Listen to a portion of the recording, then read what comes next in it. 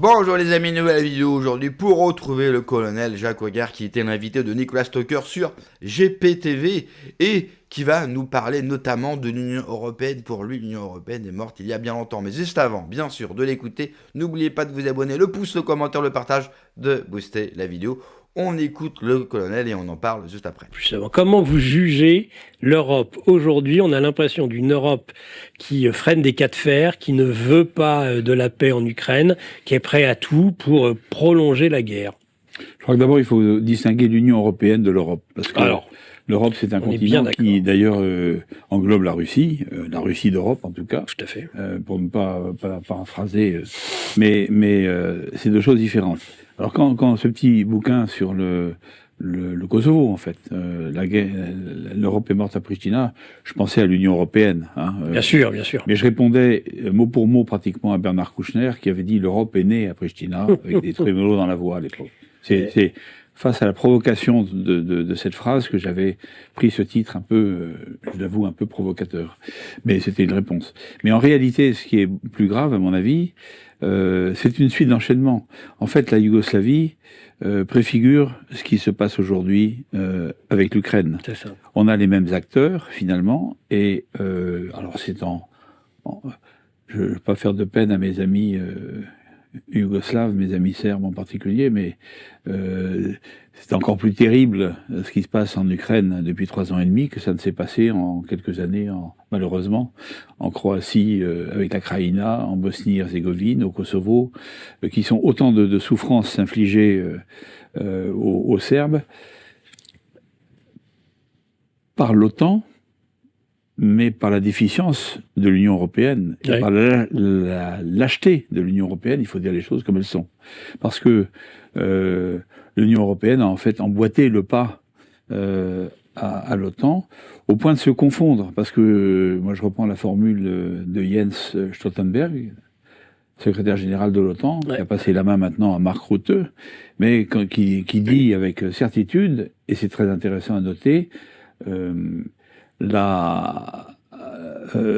l'OTAN et l'Union européenne, en fait, ce sont les deux faces d'une seule et même pièce. C'est ça. Bon, donc il a raison d'ailleurs. C'est malheureux, mais il a raison.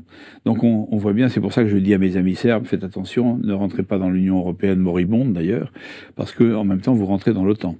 C'est un petit peu difficile à comprendre par certains d'entre eux, en tout cas. Ceux qui sont au pouvoir aujourd'hui, mais c'est la réalité. Donc moi je pense que le galop d'essai, ça a été fait en Yougoslavie à partir du début des années 90 jusqu'à la fin des années 90, avec la dislocation de ce pays, voulu à la fois, on en parlait tout à l'heure avant l'émission, par l'Allemagne en Europe, le bon élève de l'OTAN, le bon élève des États-Unis d'Amérique de l'époque, administration démocrate américaine, avec les néocons américains finalement qui sont partout et qui s'acharnent à pulvériser la Yougoslavie. À l'époque, la Russie n'existe pas vraiment encore sous la forme qu'elle a pris depuis. Elle s'est pas encore relevée de l'effondrement de l'Union soviétique et elle est absente. Et voilà pourquoi s'est passé finalement ce qui s'est passé en ex-Yougoslavie. Mais je note que l'Allemagne ne désarme pas quand on voit ce qui se passe actuellement en Bosnie-Herzégovine, où il y a une remise en cause des accords de Dayton par le gouverneur allemand, à mon avis légitime, qui est Christian Schmitt, nommé par l'Union européenne. Et on voit bien cette espèce de troïka entre Ursula von der Leyen, Friedrich Merz, et sur place, dans les Balkans, ce Christian Schmitt. L'Allemagne continue à jouer un rôle qui n'est pas un rôle de paix et de stabilisation dans les Balkans. On est bien d'accord. Et d'ailleurs, on en parlait aussi avant le début de l'émission, mais il faut s'abonner à la chaîne YouTube de mon ami Édouard Husson, qui couvre ces problèmes-là avec une grande compétence, parce qu'il est un spécialiste, un véritable expert de l'Allemagne, et il nous explique tout ça très bien, en détail. Donc, alors moi je pense que c'est le point de départ. Donc en fait, ce qu'on retrouve maintenant en Ukraine, c'est en plus grand, parce qu'au fond, derrière tout ça, c'est l'OTAN. c'est l'OTAN qui passe d'une posture défensive qu'il avait. Bon, moi, j'étais enfant, l'OTAN pour moi c'était quelque chose d'important parce que c'était le parapluie du monde libre face à la menace communiste. Dans l'affrontement Est-Ouest. Bon, l'affrontement Et il était défensif. Et il était défensif. Et quand le pacte défensif a été rompu, finalement, quand la fin de la guerre froide, l'effondrement de l'URSS, le pacte de Varsovie a disparu. Et l'OTAN n'a eu de cesse que de prendre pied dans les pays qui étaient ceux du pacte de Varsovie jusque-là. Ce qu'il a fait avec succès d'ailleurs. C'était le PFP, le Partenariat for Peace à l'époque. En Pologne, en Roumanie. J'étais encore dans l'armée. Et il y avait la Pologne, la Hongrie, la Roumanie, la République tchèque, la Slovaquie, etc. Bon, autant de cibles. Même une partie de l'ancien URSS fait partie de l'OTAN aujourd'hui avec les pays baltes. Oui, bien sûr. Voilà, c'est une partie de l'URSS. Exact.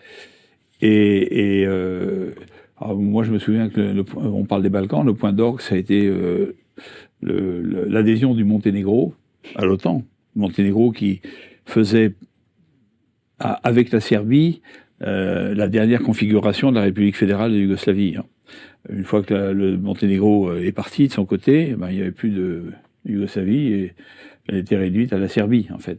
Mais c'est hallucinant de penser que le Monténégro, ce petit Monténégro de population serbe, majoritairement, 70% de Serbes, un peu d'Albanais, un peu de gens des pays avoisinants, mais ce pays qui est serbe et orthodoxe est rentré dans l'OTAN avec une armée infime, je ne sais plus, quelques milliers de combattants, de soldats.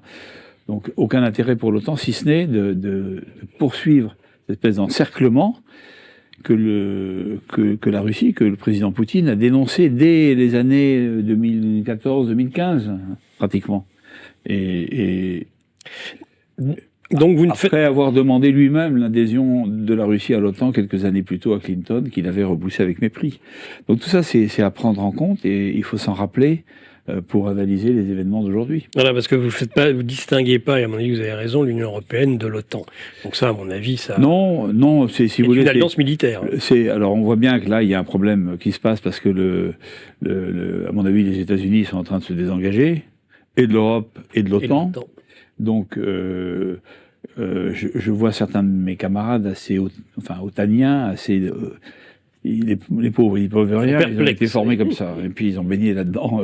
Moi, j'en suis parti il y a 25 ans et finalement, je m'en félicite. Mais c'est très, très compliqué pour eux de se dire tout d'un coup, mais où sont les Américains ? On a toujours tout fait avec les Américains depuis 1945. Puis ils n'ont pas l'air de pouvoir faire grand-chose sans. Et ils ne feront rien. Ils ne feront rien sans les Américains. Donc tout le reste, c'est du vent, c'est du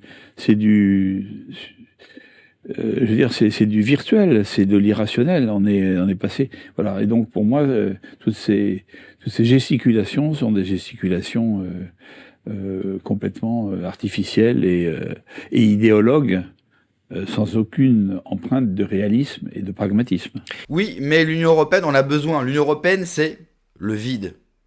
Ce n'est basé sur rien. Et donc quand vous n'êtes basé sur rien, que vous ne produisez rien, que vous n'êtes pas un pays avec une histoire, avec une langue, avec des frontières, eh bien, il vous faut un ennemi. Comme les États-Unis qui se cherchent depuis, bien sûr, l'Empire, un ennemi. Ce fut la Russie avec la guerre froide. Bientôt, ça sera la Chine. Et continuellement, on va et on aura notre ennemi qui cherche à nous détruire, à nous anéantir, alors que ce sont des pays qui, certes, ont des intérêts, jouent de leur intérêt, mais... faut être honnête, non, rien n'a cirer de nous. Pourquoi voulez-vous que ces gens-là nous veulent alors que nous sommes décadents et que nous sommes en train de mourir et de disparaître? Ça n'a aucun intérêt. En plus, attaquer des pays qui s'auto-détruisent, là encore, ça n'a aucun intérêt. Regardez juste ces pays se détruire et disparaître. Vous n'avez pas besoin de faire quoi que ce soit. Nous le faisons très bien. Quand j'entends le colonel, je suis surpris parce que je pensais que l'Union européenne, c'était la paix.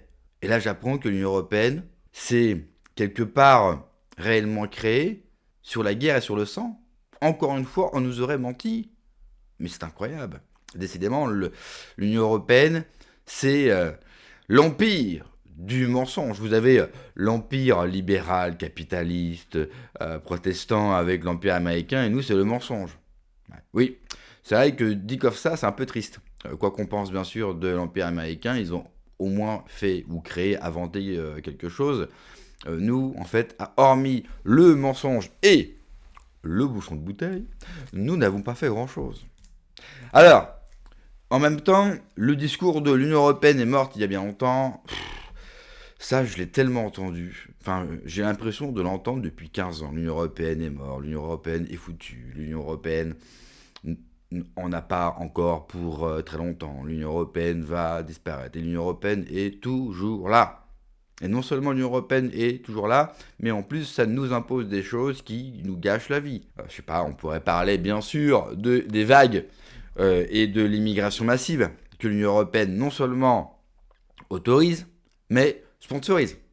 On pourrait parler aussi de toutes les normes à la con que l'Union européenne nous pend pour nous emmerder. Bien sûr, on pourrait parler de l'euro numérique, de l'identité numérique, de la censure sur les réseaux sociaux. L'Union européenne n'a aucune limite dans la connerie, et pourtant l'Union européenne est toujours là. C'est comme ceux qui nous annonçaient que l'euro était une monnaie, en gros, une monnaie qui ne valait rien, basée sur rien, et que l'euro allait forcément s'effondrer par rapport à toutes les crises que nous avons eues depuis 10-15 ans. Et l'euro est toujours là. Alors c'est vrai que dit comme ça donne pas beaucoup d'espoir, parce qu'on se demande vraiment comment l'Union européenne pourrait chuter, comment l'Union européenne pourrait s'effondrer. Alors, à mon sens, il y a 2 scénarios. Vous avez l'effondrement intérieur, c'est-à-dire que l'Union européenne, comme l'Union européenne ne produit plus rien, et que l'Union européenne se fait envahir par des gens très sympas, mais qui foutent pas grand-chose, et qui en plus sont surreprésentés dans les prisons en Europe et dans les crimes, ça sera des mini-guerres civiles un petit peu partout avec une révolte des peuples. Je pense que le cas le plus possible, c'est un gros pays qui déciderait de sortir, alors soit de lui-même, soit par des circonstances, une crise économique ou autre, ou une guerre, parce qu'ils sont vraiment capables de nous envoyer, bien sûr, de nous envoyer en guerre. Ils en meurent d'envie. Et de toute façon, pour le narratif de l'Union européenne, ils n'ont pas le choix. Il leur faut une histoire à vous vendre. Enfin, une peur à vous vendre.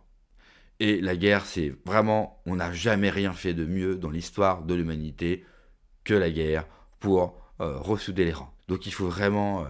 Alors déjà, il ne faut pas paniquer et pas avoir peur, parce que même s'ils le décident, même si par exemple l'Allemagne, et on l'a encore appris, va faire exploser son budget militaire, très bien, mais l'Allemagne part tellement de loin. Alors que l'armée française, c'est pas terrible, l'armée allemande, attention dans les yeux. Même si nos dirigeants, dans leur folie, et on peut vraiment croire, il faut avoir confiance dans leur folie, décident réellement d'aller casser les couilles aux Russes, je vois pas en fait ce qu'on va pouvoir réellement faire, quoi. Et puis faire au pire appel à la population pour aller se battre. Vous avez vu la population actuelle. J'ai rien contre la population actuelle et les populations européennes, mais alors je les sens pas du tout capables d'aller se battre en Ukraine. La guerre est finie. Alors vous avez vu, Zelensky fait durer le plaisir, entre guillemets, parce que pendant ce temps-là, on a entre 1000 et 1500 Ukrainiens qui meurent par jour. C'est une véritable boucherie. Donc il fait durer le plaisir parce qu'il gagne du temps avant de véritablement signer ce traité de paix. Vous avez bien sûr les Européens qui viennent foutre la mer en disant « T'inquiète pas, ne signe rien, nous allons prendre la suite des Américains. » Avec quoi, on ne sait pas, mais en tout cas, Zelensky... Est-ce que Zelensky croit vraiment les pays européens capables de le soutenir militairement et de faire le même effort que les États-Unis? Moi, je crois surtout que Zelensky se dit « Bon, les Européens sont des nazes, mais ils ont encore un petit peu d'oseille. Ils saignent leur population pour moi, donc il y a encore un billet à prendre. » Moi, je pense surtout que c'est comme ça. Et puis Zelensky, il sait très bien que s'il y a paix et que les choses s'arrangent, entre guillemets, entre son pays et la Russie, il a des grandes chances, soit pour qu'il se fasse buter par ses propres hommes, soit qu'il se fasse arrêter, parce qu'il y aura un jour à l'autre des enquêtes sur la corruption. Il y a son numéro 2 qui s'est fait avoir, qui aurait détourné 100 millions de dollars. Il sait bien que la paix, pour lui, est un problème, pour son cas personnel.